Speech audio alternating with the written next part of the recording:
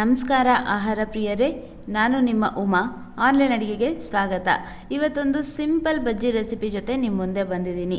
ಈ ಒಂದು ಚಳಿ ವಾತಾವರಣಕ್ಕೆ ಏನಾದರೂ ಬಜ್ಜಿ ಬೋಂಡ ತಿನ್ನಬೇಕು ಅಂತ ಅನಿಸ್ತಾ ಇರುತ್ತೆ. ಸೊ ಅದಕ್ಕೆ ಒಂದು ಸಿಂಪಲ್ ಬಜ್ಜಿ ರೆಸಿಪಿನ ನಿಮ್ಮ ಮುಂದೆ ತಂದಿದ್ದೀನಿ. ತುಂಬ ಕ್ವಿಕ್ಕಾಗಿ ಮಾಡ್ಕೊಳ್ಬೋದು, ಮನೇಲಿರುವಂಥ ಇಂಗ್ರೀಡಿಯೆಂಟ್ಸಿಂದನೇ ಮಾಡ್ಕೊಂಡು ಬಿಡ್ಬೋದು. ದೊಡ್ಡವ್ರಿಗೂ ಇಷ್ಟ ಆಗುತ್ತೆ, ಮಕ್ಳಿಗೂ ಇಷ್ಟ ಆಗುತ್ತೆ. ಸೊ ಇದನ್ನು ಶುರು ಮಾಡೋಣ. ಅದಕ್ಕಿಂತ ಮುಂಚೆ ನಮ್ಮ ಚಾನಲ್ನ ಹೊಸದಾಗಿ ನೋಡ್ತಾ ಇದ್ದರೆ ದಯವಿಟ್ಟು ಸಬ್ಸ್ಕ್ರೈಬ್ ಮಾಡೋ ಮೂಲಕ ನನ್ನನ್ನು ಪ್ರೋತ್ಸಾಹಿಸಿ. ಹಾಗೆ ಪಕ್ಕದಲ್ಲೇ ಕಾಣುವಂಥ ಬೆಲ್ ಐಕಾನ್ನ ಕ್ಲಿಕ್ ಮಾಡಿದ್ರೆ ನನ್ನ ಮುಂದಿನ ವಿಡಿಯೋ ನೋಟಿಫಿಕೇಶನ್ ನಿಮಗೆ ಬರುತ್ತೆ. ಈ ಒಂದು ರೆಸಿಪಿನ ಪ್ರಯತ್ನಪಟ್ಟು ಇದು ಯಾವ ಥರ ಬಂತು ಅನ್ನೋದನ್ನು ಕಮೆಂಟ್ಸಲ್ಲಿ ತಪ್ಪದೇ ತಿಳಿಸಿ. ಈ ಒಂದು ರೆಸಿಪಿ ನಿಮಗೆ ಇಷ್ಟ ಆಯಿತು ಅಂತಂದರೆ ಪ್ಲೀಸ್ ಲೈಕ್ ಮಾಡೋದನ್ನು ಮರಿಬೇಡಿ. ಸೊ ಹಾಗಿದ್ರೆ ಬನ್ನಿ ಇದನ್ನು ಶುರು ಮಾಡೋಣ. ಮೊದಲಿಗೆ 2 ಮೀಡಿಯಮ್ ಸೈಜ್ ಆಲೂಗಡ್ಡೆನ ತೊಗೊಂಡು ಮೇಲೆ ಸಿಪ್ಪೆ ತೆಗೆದುಬಿಟ್ಟು ಕಟ್ ಮಾಡಿ ನೀರಲ್ಲಿ 2 ಸತಿ ತೊಳ್ಕೊಂಡು ಮತ್ತು ನೀರಲ್ಲಿನೇ ಇಟ್ಕೊಂಡಿದ್ದೀನಿ. ನೋಡಿ, ಆಲೂಗಡ್ಡೆ ಸೈಜ್ನ ಮೀಡಿಯಮ್ ಆಗಿನೇ ಕಟ್ ಮಾಡ್ಕೊಳ್ಬೇಕಾಗತ್ತೆ. ತೀರಾ ದಪ್ಪ ಕಟ್ ಮಾಡಿಕೊಂಡ್ರೆ ಬಜ್ಜಿಗೆ ಚೆನ್ನಾಗಾಗಲ್ಲ, ಹಾಗೆ ಸಣ್ಣ ಕಟ್ ಮಾಡಿಕೊಂಡ್ರೂ ಬಜ್ಜಿಗೆ ಚೆನ್ನಾಗಾಗಲ್ಲ. ಮೀಡಿಯಮ್ ಸೈಜಲ್ಲಿ ಕಟ್ ಮಾಡಿಕೊಂಡ್ರೆ ಆಗುತ್ತೆ. ಅದಾದಮೇಲೆ ನಾನು ಇದನ್ನು ಈಗ ಬಜ್ಜಿ ಮಾಡ್ತೀನಿ ಅನ್ನೋ ಸಮಯದಲ್ಲಿ ನಾನು ಈ ಆಲೂಗಡ್ಡೆನ ತೆಗೆದುಬಿಟ್ಟು ಬಟ್ಟೆ ಮೇಲೆ ಸ್ಪ್ರೆಡ್ ಮಾಡ್ಕೊಳ್ತೀನಿ. ಆವಾಗ ನೀರೆಲ್ಲ ಇಂಗುತ್ತೆ, ಬಜ್ಜಿ ಹಿಟ್ಟು ಅದಕ್ಕೆ ಹಿಡಿಯುತ್ತದೆ. ಸೊ ಇವಾಗ ಆಲೂಗಡ್ಡೆನ ರೆಡಿ ಮಾಡಿ ಪಕ್ಕಕ್ಕೆ ಇಟ್ಕೊಂಡ್ಬಿಡೋಣ. ಆಮೇಲೆ ಒಂದು ಪಾತ್ರೆನ ತೊಗೊಂಡಿದ್ದೀನಿ. ಅದಕ್ಕೆ ನಾನು 3/4 ಬಟ್ಲಷ್ಟು ಕಡಲೆ ಹಿಟ್ಟನ್ನು ಹಾಕ್ಕೊಳ್ತಾ ಇದ್ದೀನಿ. ಬಜ್ಜಿ ಬೋಂಡ ಎಲ್ಲ ಮಾಡೋದಕ್ಕೆ ಒಳ್ಳೆ ಬ್ರ್ಯಾಂಡ್ ಕಡಲೆ ಹಿಟ್ಟನ್ನ ತೊಗೊಳ್ಳಿ, ಅಂದರೆ ಚೆನ್ನಾಗಾಗುತ್ತೆ.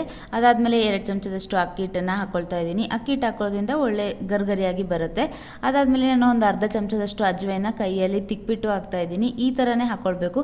ಈ ಥರ ಹಾಕಿದಾಗ ಅದರ ಒಂದು ಪರಿಮಳ ಚೆನ್ನಾಗಿರುತ್ತೆ. ಹಾಗೆ ಇದು ಆರೋಗ್ಯಕ್ಕೆ ಕೂಡ ತುಂಬಾ ಒಳ್ಳೆಯದು, ಡೈಜೆಸ್ಟ್ ಮಾಡುತ್ತೆ ಬೇಗ. ಅದಾದಮೇಲೆ ಇದಕ್ಕೆ ನೋಡಿಬಿಟ್ಟು ರುಚಿಗೆ ತಕ್ಕಷ್ಟು ಉಪ್ಪನ್ನು ಸೇರಿಸ್ಕೊಳ್ತಾ ಇದ್ದೀನಿ. ಅದಾದಮೇಲೆ ಒಂದು ಅರ್ಧ ಚಮಚದಷ್ಟು ಖಾರನ ಹಾಕ್ಕೊಳ್ತಾ ಇದ್ದೀನಿ. ನಿಮಗೆ ಹೆಚ್ಚು ಬೇಕಂದರೆ 1 ಚಮಚದವರೆಗೂ ಹಾಕ್ಕೊಳ್ಬೋದು. ಅದಾದಮೇಲೆ ಸಣ್ಣದಾಗಿ ಕಟ್ ಮಾಡ್ಕೊಂಡಿರೋಂಥ ಕೊತ್ತಂಬರಿ ಸೊಪ್ಪನ್ನು ಹಾಕ್ಕೊಳ್ತಾ ಇದ್ದೀನಿ. ಇದು ಆಪ್ಷನಲ್, ಇಷ್ಟ ಇದ್ದರೆ ಹಾಕ್ಕೊಳ್ಬೋದು, ಇಲ್ಲ ಅಂತಂದರೆ ಇಲ್ಲ. ಆಮೇಲೆ ಇದಕ್ಕೆ ನಾನು 2 ಚಿಟಿಕೆ ಅಷ್ಟು ಸೋಡಾ ಪುಡಿನ ಹಾಕ್ಕೊಳ್ತಾ ಇದ್ದೀನಿ. ಜಾಸ್ತಿ ಹಾಕ್ಕೊಂಡ್ರೆ ಉಬ್ಬದಂಗೆ ಆಗಿಬಿಡುತ್ತೆ, ಜಾಸ್ತಿ ಹಾಕ್ಕೊಳ್ಬಾರ್ದು ಇದಕ್ಕೆ. ಅದಾದಮೇಲೆ ಚೆನ್ನಾಗಿ ಬಿಸಿಯಾಗಿರುವಂಥ ಎಣ್ಣೆನ 2 ಚಮಚ ಹಾಕ್ಕೊಳ್ತಾ ಇದ್ದೀನಿ. ಇದನ್ನೆಲ್ಲ ಹಾಕೊಂಡ್ಬಿಟ್ಟು ಫಸ್ಟು ಚಮಚದಿಂದನೇ ಕಲಿಸ್ಕೊಳ್ಬೇಕು, ಯಾಕಂದರೆ ಎಣ್ಣೆ ಬಿಸಿ ಇರುತ್ತೆ. ಅದಕ್ಕೆ ನಾವು ಹಿಟ್ಟನ್ನ ಕಲಿಸ್ತಾ ಇರಬೇಕಾದ್ರೆ ಎಣ್ಣೆ ಕೂಡ ನಾವು ಬಿಸಿ ಮಾಡೋದಕ್ಕೆ ಬಿಡಬೇಕು. ಸೊ ಆವಾಗ ಬೇಗ ಆಗಿಬಿಡುತ್ತೆ. ಈಗ ಇದಕ್ಕೆ ನಾನು ನೀರನ್ನು ನೋಡಿ ಹಾಕಿ ಚೆನ್ನಾಗಿ ಕಲಿಸ್ಕೊಳ್ತಾ ಇದ್ದೀನಿ.